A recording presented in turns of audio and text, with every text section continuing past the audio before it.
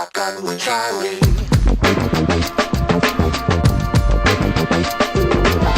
Riding shotgun refers to the practice of sitting next to the driver in a moving vehicle. The term riding shotgun came around after the time of the stagecoach, when somebody used to sit next to the driver holding a shotgun, in case they ran into bandits. My name is Charlie Cook, and I drive a lot. I like to talk to people while I'm driving, so I interview people in my car while I'm driving. Welcome to Riding Shotgun with Charlie.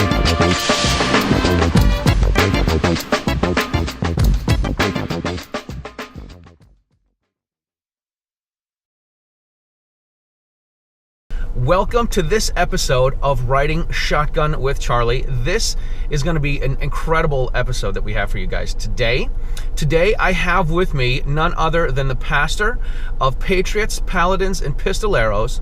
He is the original black man with a gun. It is Rev Kenn Blanchard. Man, thank you for that. I can't believe you actually said all that for me. You should have heard the ones I was practicing. I have been in my basement by myself talking this stuff for the last, almost 20 years now. And the podcast is not as old as that, but I've been in the mix of the gun community since 91. And that was the impetus for me starting everything. When I first started, I came from law enforcement background, came from a country, rural background, but I was transplanted here to the nation's capital, to the suburbs of DC, and didn't really get into anything until around the 80s, late 80s. I wanted to be an entrepreneur. I wanted to start my own business. I thought, I'm a really good instructor. What can I teach? I thought, all right, I'll teach people how to safely operate firearms. It's a no-brainer. I can do that backwards. So I went to a range, made up a business card, hung out at the store, and people looked at me like I had three heads. One, I looked too young. I did not have the old retired police officer look that I probably have now. This was, again, 1986. I was crushed, and I thought, this is not going to work. So then I tried security guards. I thought maybe I'll just do requalifications and certifications. So I took all my stuff and got certified with everything. GSA, Maryland State, Virginia, DC Metropolitan Police, and crickets. Nothing. Or I finally got a couple of people when I got to the range, but that's a whole different story. With the security guards that I had met, all they wanted was somebody to sign off on their form. They didn't even want to touch the firearm, which crushed me. That's a little discouraging. But listen, we're going to take off. We're going to be driving around the nation's capital, and we're heading over into Washington, D.C. as we interview Kenn Blanchard. So let's hit the road, man. I find that kind of discouraging that people who have to carry a gun for a living aren't necessarily gun guys, aren't shooters. No. And some of them don't even shoot very well. No. It was just check off a box. I have to carry this heavy thing on my hip, and that's all I want to do. So what's wrong with you? Why can't you just sign a form like everybody else does? Right. And I said, well, I have this thing called integrity. It gets in my way sometimes. Yeah, so it does. I can't do it. So I didn't make any money at that business, and I thought, all right, I'm done. I got to find something else to do with the rest of my life. And I stumbled into an NRA meeting because I wanted to see what the big guys were doing. I love the story about that. Hang on a second. We need to. I don't know how to get to DC from Just here. cross right over there. So you're gonna have to like give me some directions here. So we're at the crossroads of Arlington and Virginia. Right to our right is the Iwo Jima Memorial. Right. And Fort Myer is down that street. Cool. In the evenings, you'll see tons of watching Marines stand up there and show their thing. Wow, that's cool. When we turn this little corner right here, we're going to go probably all the way to the left lane. All right. You can see the monument to our left. Oh, yeah. Follow that? Yep. Wow. Cool. All right, I didn't mean to cut you off. No, you're good. So you got into it. Guys didn't want to, they just wanted you to sign off. You went to the first NRA meeting. Or your first NRA meeting. Yeah, it was actually an annual directors meeting. And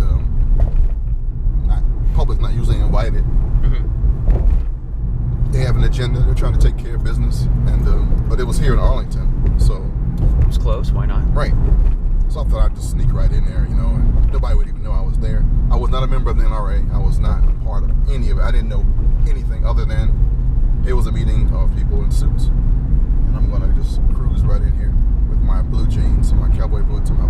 I get nobody will even notice I'm there. Right. But again, tuxedos and suits, and I stuck out anyway. So I thought, all right, I got this whole thing pegged wrong. And these three guys appeared out of nowhere. They were directors from different states, and they said, "Oh man, who are you?" And I said, "I am Kenn Blanchard. I am a firearms instructor, and I'm just trying to figure out what's going on."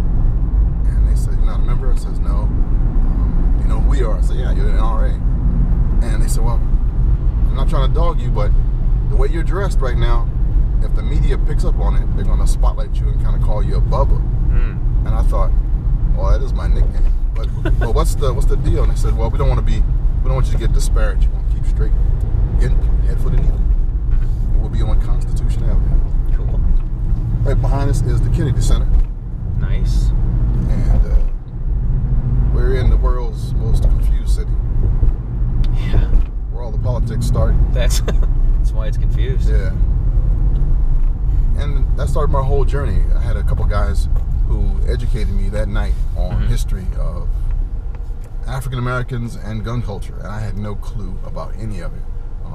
Messed me up, actually. I thought, how do I not know this stuff? So when I left out of there, I was on fire. I went and grabbed every research book still, because the internet wasn't like it was now. And I called all my old uncles that hunted, and all the ones that I knew had NRA stickers on their hats or embroidered somewhere. And they gave me a lesson that just encouraged me to keep on going. And I also found the negative side. I found out why I was having such a hard time in the gun world as a person of color, because there was a history behind it. And I was just oblivious to it. See, when I was a kid, all my heroes had guns. The Westerns, the secret agents. Right. Even the cartoons had a gun. I mean, it was like everybody. It was like no big deal. There was a gun rack in almost every pickup truck. You got rid of that stuff when you came up here to the city, because then you were looking like a country bumpkin. Right. Negative thing to it, but not like thug, dangerous. It was just, you were just country. Right.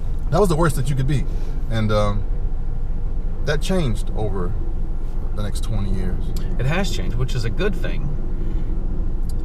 It's a good thing. I actually have a friend of mine that was telling me last month. She said that she's a very liberal Democrat. I mean, I do live in Massachusetts, and she said that I'm the only person she knows that has a gun. And she said if it wasn't, she's like, you seem like a regular guy. I would assume that all gun folk are, camouflage wearing, shotgun in the back, wearing bib overalls, and that whole stereotype. And I'm like, yeah, we're not. I actually used to give her dating advice. My dating advice to her was, I said, if you want to, she was getting in her 40s, and she's wanted to have a family and be married and everything. And I say, listen, this is my advice. If you want to meet a decent guy, get yourself a gun license, get a gun, and join a shooting range. Because every guy that you meet at the shooting range has passed 2 background checks.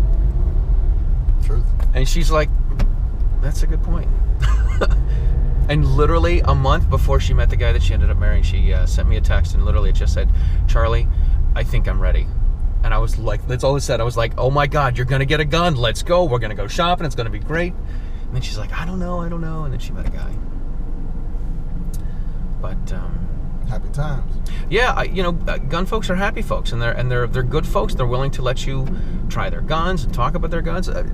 When I'm at the range, if somebody's got a gun that I haven't shot before, I haven't seen before, an easy icebreaker is, hey, that's pretty cool. What is that? That's it. We all love talking about our guns, and that changed my life. That little bit of that nuance about the gun community changed everything. As the more I got into it, the more I realized how much I loved my country. How actually I was a conservative, I didn't know it. I learned about the politics of guns. I wasn't clueless about all of that, aside from the history. And then the color thing changed too.